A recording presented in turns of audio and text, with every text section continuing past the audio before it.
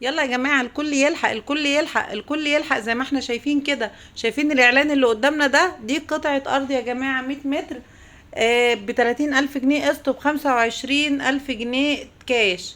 قطعة أرض يا بلاش، كاملة المرافق وكاملة كل حاجة، مية وكهرباء. ولو عايز تبني تبني من الصبح، وكمان تقدر تقعد فيها. طبعا أول ما شفت الإعلان ده طلعت جري من المطبخ علشان ألحق قطعة أرض ب25 ألف جنيه فوري، و30 ألف جنيه قسط. عايزه اقول برضو حاجه مهمه قوي، لما بتتفرجي على الارض وبتعجبك وبتروحي تقابلي الحاج صاحب الارض. بالمناسبه هو قاعد في حته اسمها غمازه الكبرى. دي في اراضي يا جماعه في جنوب حلوان، على الطريق الدائري، وفي جوه عندهم كمان في البلد. بيقول لك بقى ايه لما تروحي تقابلي الحاج. اول حاجه لازم تشربي اي حاجه، انت دخلت بيتنا ولازم تشربي اي حاجه.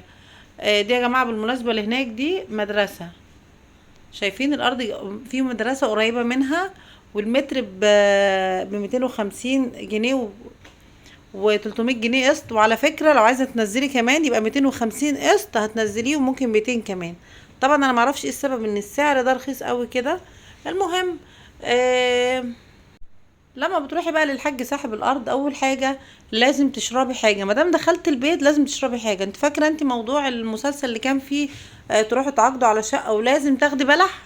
ده الموضوع ده زي كده بالظبط. تروحي لازم تشربي حاجه، وبعد ما تشربي حاجه يقول لك الارض عجبتك، اه تمام، طيب ادفعي بقى. طيب انا معيش فلوس دلوقتي ادفع، انا كنت جايه بس اتفرج. مفيش مشكله، نعمل لك العقد وحولنا الفلوس على فودافون كاش.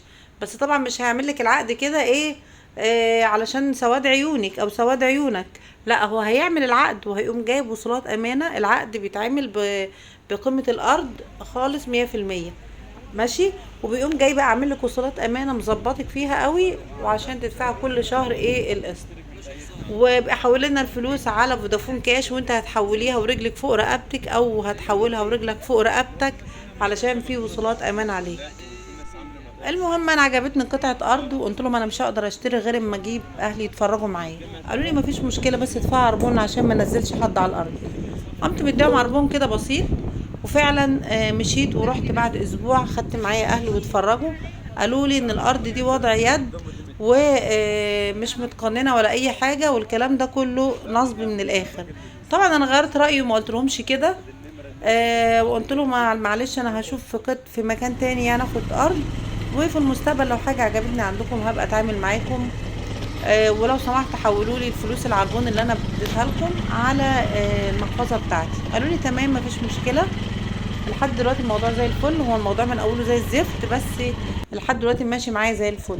عدى 21 يوم وانا كل يوم اتصل بيهم او كل يومين: يا جماعه الفلوس ما خلاص حولتليش كده. ليه الفلوس؟ اصل معلش الحاج عنده 5000 عميل ودماغه مش فاضيه خالص. طب يا جماعه، ما انا كنت من خش. يومين او من كام يوم كنت انا من خلاص ضمن كده. 5000 عميل.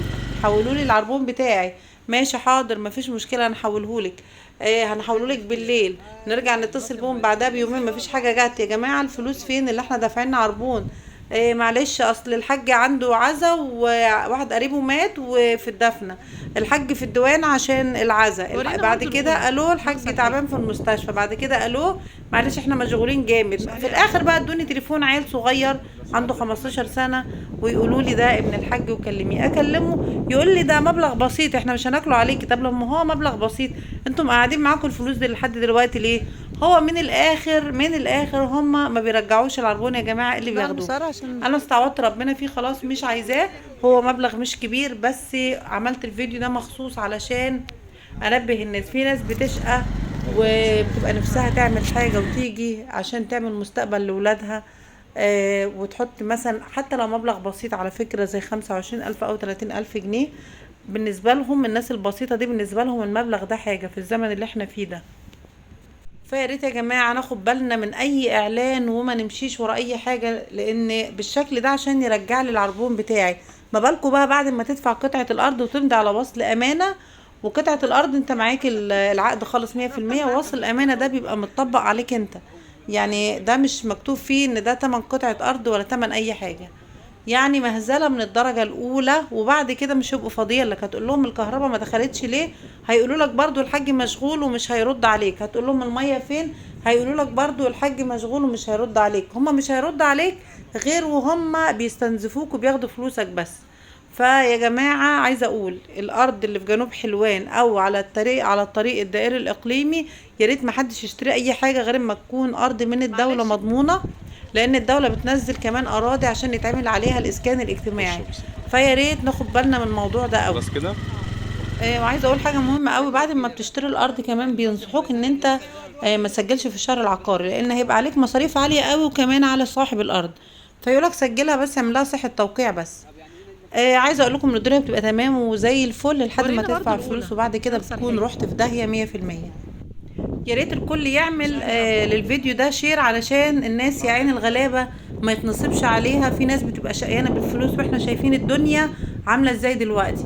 فياريت يا جماعه نعمل شير للفيديو علشان كل الناس تشوف الفيديو ده، واي حد بيفكر يشتري ارض يا ريت يشتريها من جهه حكوميه او من حد موثوق منه 100%. الحاجه دي الوحيده اللي كانت رايحه معانا واشترت، الله يكون في عونها بقى، ربنا يخلف عليها خير.